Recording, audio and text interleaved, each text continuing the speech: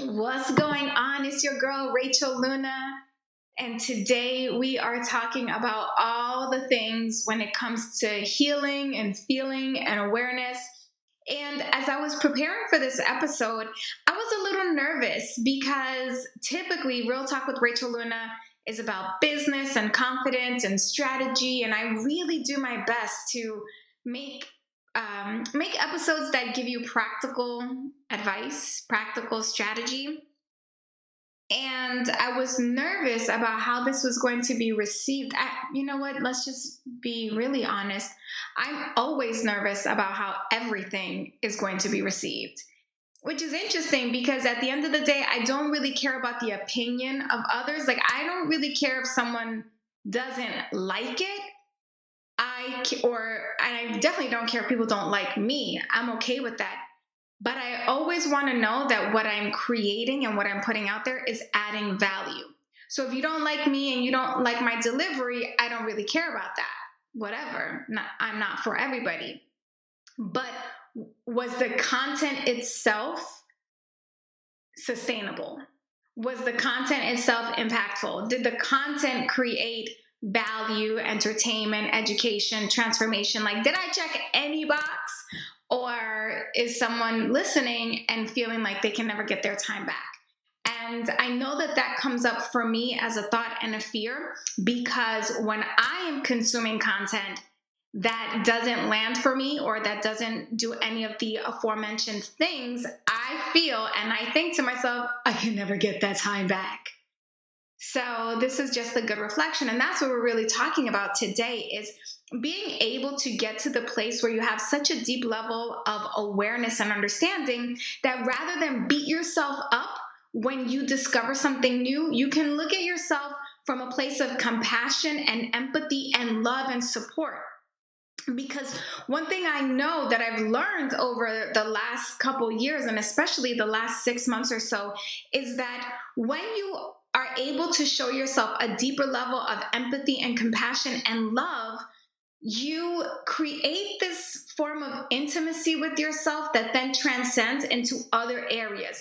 Then your relationships with other people become more intimate. Your ability to show up and do your job becomes more intimate. There's more excitement. There's just so much. So let me kind of go into something that happened earlier today.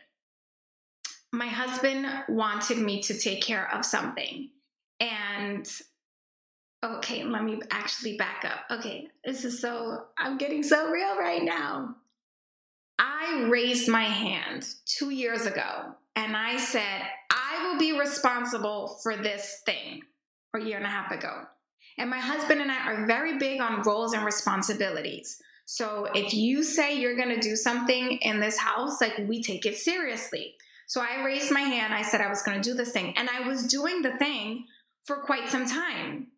Well, then all of a sudden, the dynamic switched, and it was still my responsibility, but I was falling off. So last night we're in bed, and my husband is like, babe, I just went in, and I took care of this, and I took care of that. And he's like reading me all my rights and telling me all about myself. And we got to do this. He didn't really mean we. He really meant, you said you were going to do this and now you're not doing it, and I'm left to pick up the pieces. So I look at him laying in bed and I said, babe, you're right. I'm sorry. I will fix it. I'll work on that first thing tomorrow. First thing today came. Well, first of all, let me go back again. He looked at me and I can't remember exactly what he said, but basically he was like, well, you said you were going to do it before. And in my mind, I'm like, bro, if you throw it in my face one more time that I didn't do this thing, I'm not going to say anything because I don't want to fight with you, but I'm going to think things. Because, sometimes when you're married, there are some arguments. You just know, like, there's no point in arguing this. I'm wrong. I said I'm wrong. He just wants to keep thinking how wrong I was, and that's okay, because sometimes I just want to keep thinking how wrong he is. We're human. So today, I start the day. I do not address this issue at the start of the day because I forgot, honestly. But then I remembered, like, I got to handle this. So I make the phone call and I'm trying to get help. And the woman is like, well, I can't help you. We don't do that anymore. Blah, blah, blah, blah. And I'm like, in my mind, I'm thinking, ma'am, you don't understand. I told my husband that I was going to resolve this today. So I don't know what needs to happen on your side of the phone, but we need to get this straightened out yesterday because this is my area of responsibility. By the way, none of these words are coming out of my mouth. I'm just thinking them. She's saying whatever she's saying. And then she says, well, the person who handles that isn't here. Can I get your information and have them call you back? This is where the real Puerto Rican Rachel came out. I'm so embarrassed to even admit this. I say to her, well, is someone really going to call me back?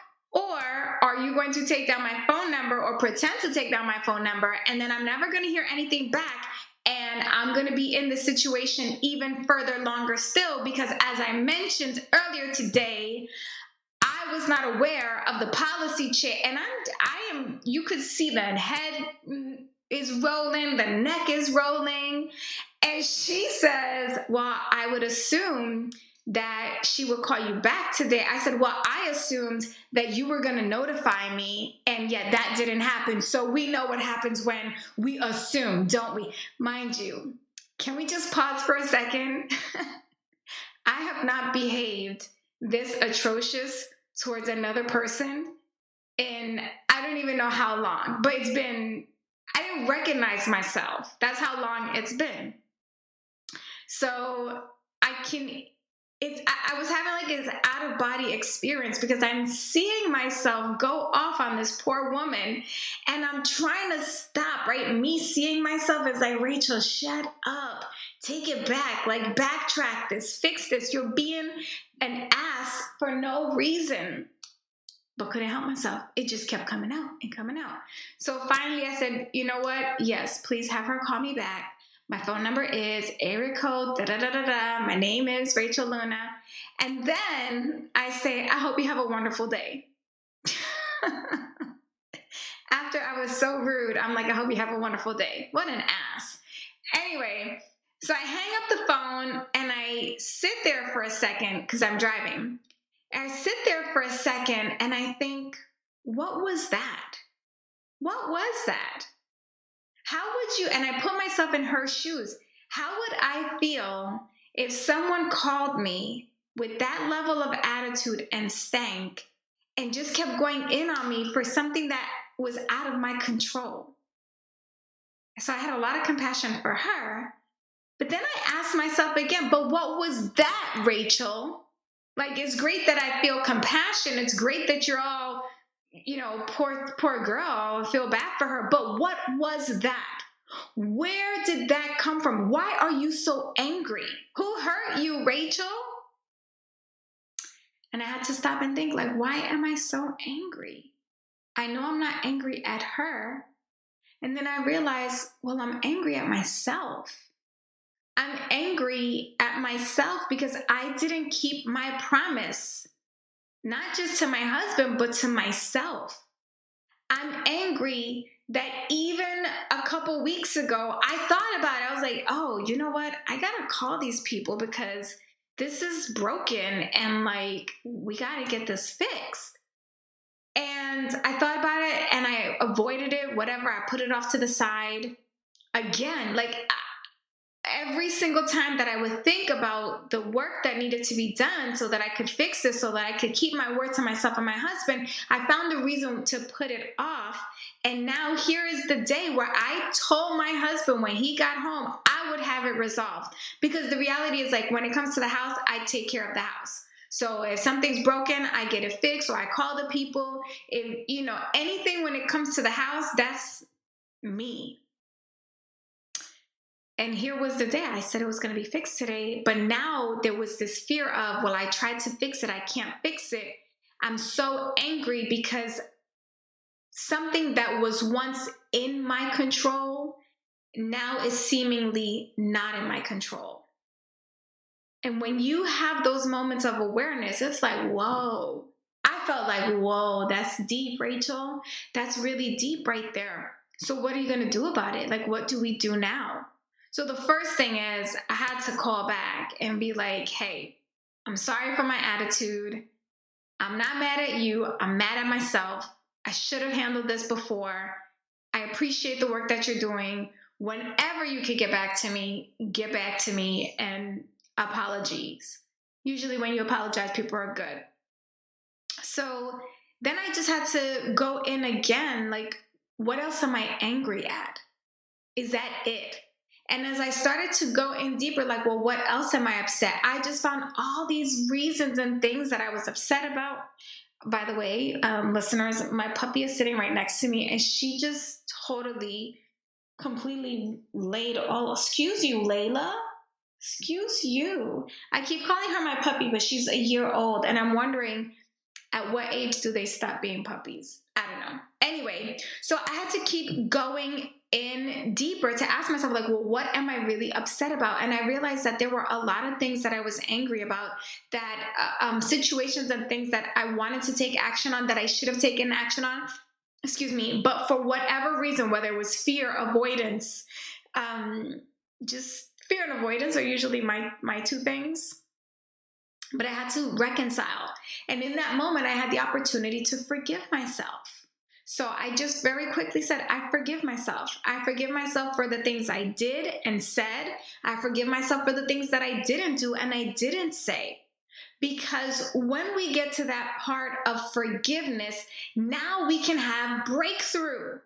Now we can actually move forward, because now, once I did that, once I had the awareness and the forgiveness, and I really, really did mean it. Like, I felt not bad for myself and a pity, but like I had a lot of empathy and compassion for myself, because I realized, wow, Rachel, there are some areas that still need a lot of emotional healing. There are still pieces of you that are making fear-based decisions. And one of my commitments to myself, to my community, to my family is to stop making fear-based decisions. I'm not available for that.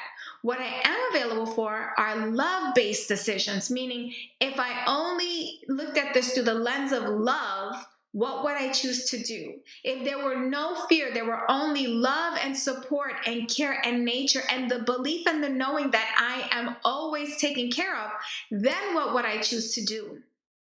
And when you start thinking from that perspective, all of a sudden, like, there's like a superpower that comes in. You just ignited, this strength comes out of nowhere, and you start doing some really brave things that you were previously afraid to look at, or afraid to do, or afraid to even consider, now become things that you are excited to do.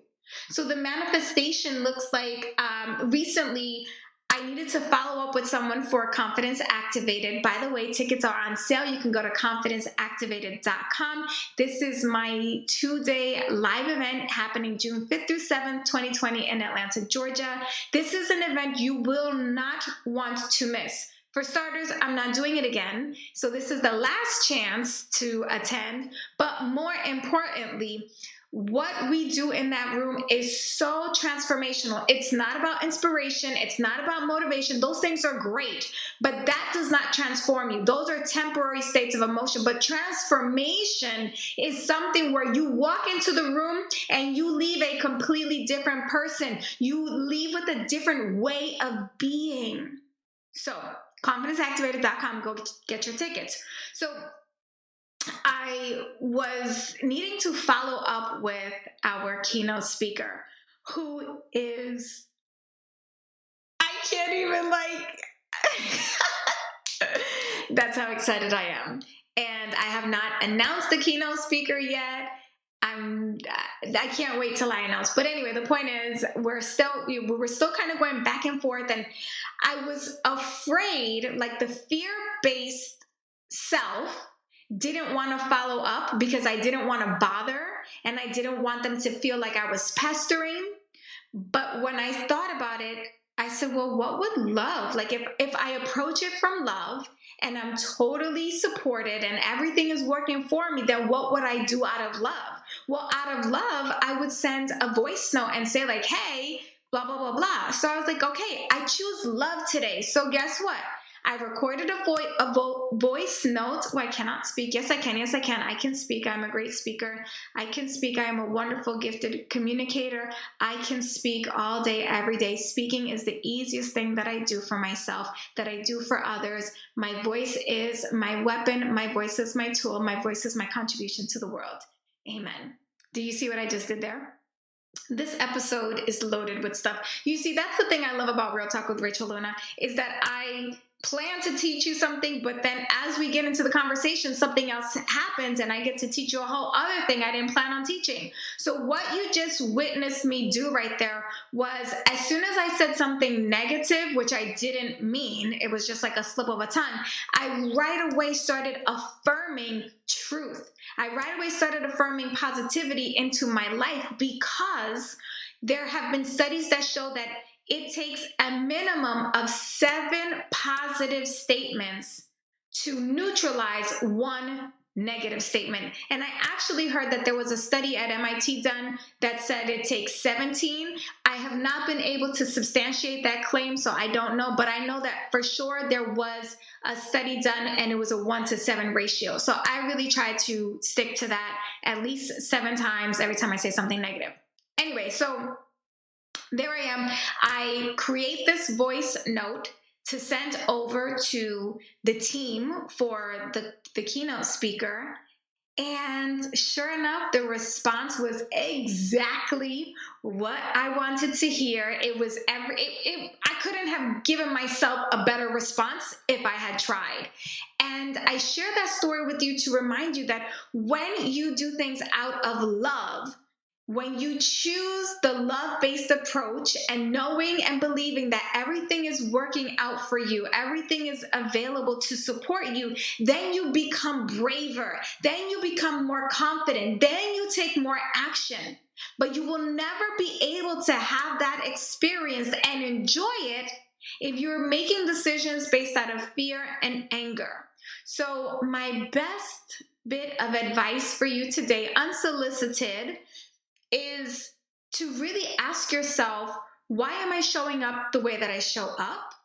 Who or what am I angry at? Who or what am I upset about? Is that proper English? You know what I mean. It is proper English. I've decided it is.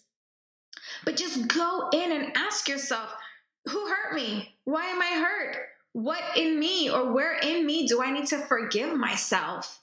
And if I forgive myself and I approach it all from love, then how would I show up? What decisions would I make today that are really coming from a place of total love and intimacy and support and caring and compassion? How do I get to be the person I desire to be today? If I were the person that I desire to be today, how would she act? How would she show up? I can say it right now, the woman that I aspire to embody would never have been such an ass to that woman on the phone. Never. So guess what? We're going to work on never, ever, ever being an ass like that again and coming from love. All right. That's what I have for you today here on Real Talk with Rachel Luna. I'm so grateful that you joined. If you would not mind, or even if you do mind, do it anyway. Sometimes we got to do things that we don't really want to do, or hard things, or things that scare us. Go ahead and leave me a review on iTunes. Hit the subscribe, tag me, share with your friends. I'm at Girl Confident on Instagram, and I will see you on the next episode. Bye-bye.